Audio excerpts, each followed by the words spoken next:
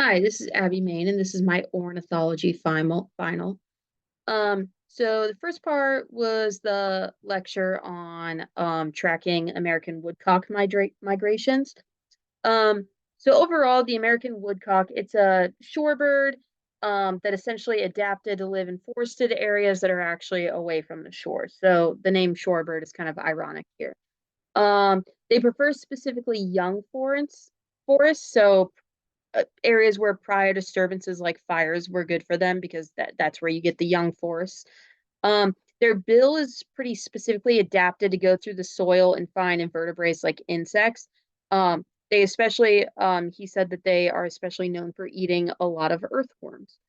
Um, they breed in southern Canada and then the northern US, and then they migrate to the southeastern US in the winter for the warmer weather there. Um, Obviously, the lack of young forests that we have right now has specifically hurt their populations, as you see with other um, game birds like the ruffed grouse and bobwhite quail. Um, all right, so he was talking about the two different jurisdictions that they have. He said they have the central flyway over here and the eastern one over here. It looks like they're kind of divided by the Appalachian Mountains. The reason he did that is because that's pretty much two different major migration routes that you see the woodcock taking. Obviously, that every individual species has their individual fly path, but those were the two major flyways that you would see with them. So they thought that they should be managed a little bit differently. So as far as the results of his study, so for the basics of it, their single flight distances were around 157.5 miles. They had about 4.4 and a half stops, with an average length of the stop being 5.5 days. Um, their overall migration on average was over 25 days, migrating a little under 900 miles.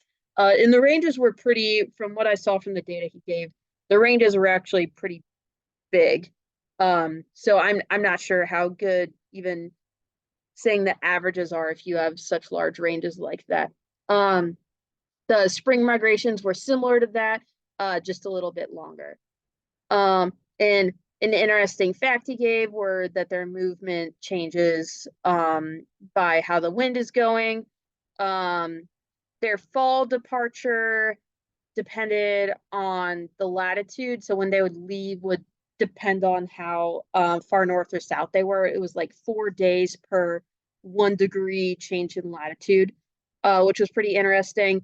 The younger woodcock tended to depart a little bit later. And then as far as like the sex differences, females would migrate a lot more rapidly, get there a lot quicker. And then males would leave around 6 days earlier. Um, all right. So as far as the paper, I wanted to look at, because I didn't know much about how I don't hear many negative things about solar energy. So I thought it'd be interesting to look at solar energy and how it affects birds. Especially because I feel like we as far as the renewable and like the fossil fuels, it's more obvious. The renewable ones, you hear a lot about wind farms and how they affect birds, but not too much on the solar. So I looked up in a paper on that. It was pretty short. It's probably one of the shortest scientific papers I've ever read. Um, but it was called Assessing the Impacts of a Utility Scale Photovoltaic Solar Energy Facility on Birds in Northern Cape in South Africa. So South Africa is trying to invest a lot in solar energy, as they're historically a very carbon heavy country, a lot like us. And I believe they're typically a little bit more Western than most Western in culture than most African countries, from uh, honestly what I know from my students. Um, so solar farms are noted to contribute to habitat loss for birds, which makes sense. You need a lot of space to put in all those um, photovoltaic cells. So they contribute to a lot of habitat loss for birds, as well as just collisions, because I guess a lot of water birds assume that the cells are water, so they'll dive down into them and then collide with the plates and then just pass away. Um, they looked at 53 different bird species and recorded them.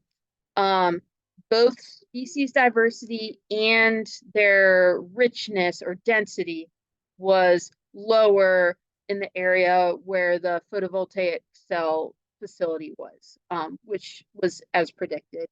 Photovoltaic cell facilities, they could have a detrimental effect on specialist bird species in South Africa, but they ended up saying that more research needs to be done to determine if that effect outweighs the issues to birds with fossil fuels. So they're basically saying, yeah, these aren't great for birds, but is it still better than fossil fuels? Which is a lot of questions in environmental impacts from energy use. There's just the source that I use. Um, as far as the paper on the 9 different pollutants. So first was light pollution, which I believe I talked a little bit, or at least put an article about at the before I even somewhat dropped the class in September. Um, but artificial light essentially confuses birds a lot. It interrupts their circadian rhythm. They'll accidentally fly into structures. It'll change their foraging and migration habits, and it can also disrupt their sleep, which the paper that I had everyone read was about that. And obviously, we know that as humans, that having screens in front of our faces all day disrupts our sleep. So that one makes sense. Then there's noise pollution. So this can increase their stress level, which makes sense. Once again, that makes sense for humans. And therefore it'll disrupt their breeding habits because they do use sound a lot for their courtship. Um, and then there's air pollution. This can bring them diseases and hurt their respiratory systems, as it does with humans. It also, obviously, air pollution makes visibility hard. So therefore, they have a hard time finding prey to forage, or not even just prey, just anything they're trying to forage. Visibility can become difficult with air pollution. Then there was heavy metal pollution, same as with human. A lot of things that are bad for humans are bad for wildlife.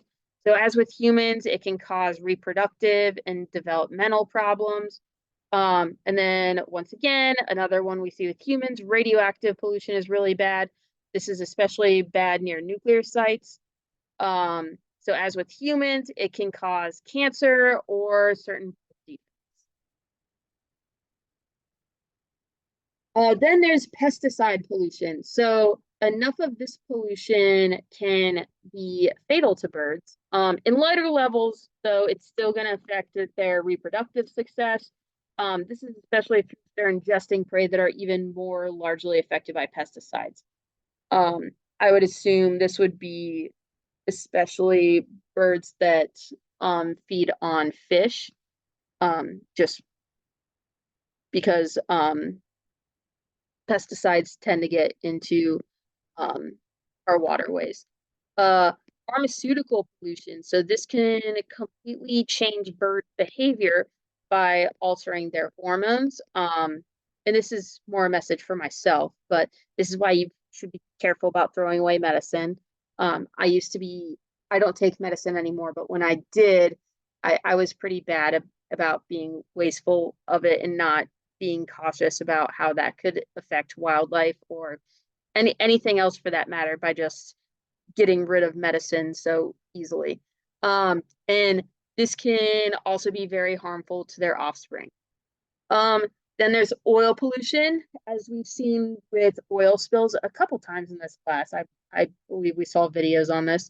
Um, these spills can be definitely fatal to birds if they ingest the oil.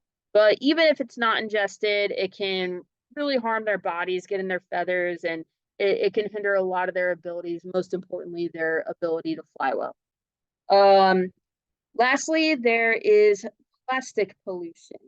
Um, so we normally talk about plastic pollution with sea creatures. We've all seen the videos of the sea turtle with the plastic from a six pack tangled up on them. Birds can also get pretty entangled in this plastic, especially if they're shore or water birds. If they accidentally ingest, because they might think that it's food, it can be pretty harmful to their internal organs, as you can imagine if any of us ingested some plastic. Um, as far as the most important and the least expected type of pollution, the most important, I think plastic pollution, you could probably make an argument for any of these, but I say plastic pollution because I think that's probably the hardest thing for humans to give up. It, especially single-use plastics. Um, I think that if you're conscious about the environment, the other things are a little bit easier. Like uh, as far as light pollution, I know in what my wife's best friend works at a zoo in Texas, and they always advertise during migration the lights out Texas aspect. And I think that's an easy thing for people to consciously remember to do. And it doesn't really inconvenience them. Whereas getting yourself to get rid of single-use plastics, I'd say that's really, really difficult for a regular human to do. Just in this chaotic world that we live in, anything that's even somewhat convenient when you're stressed out involves a single-use plastic in some way. So that I would say is the most important, but it seems to me, based on this paper, that light pollution is uh, the most common and least one that you think about and detrimental in a bunch of ways. But I think I still would argue plastic pollution. As far as least expected, I honestly had never really thought about pharmaceutical pollution.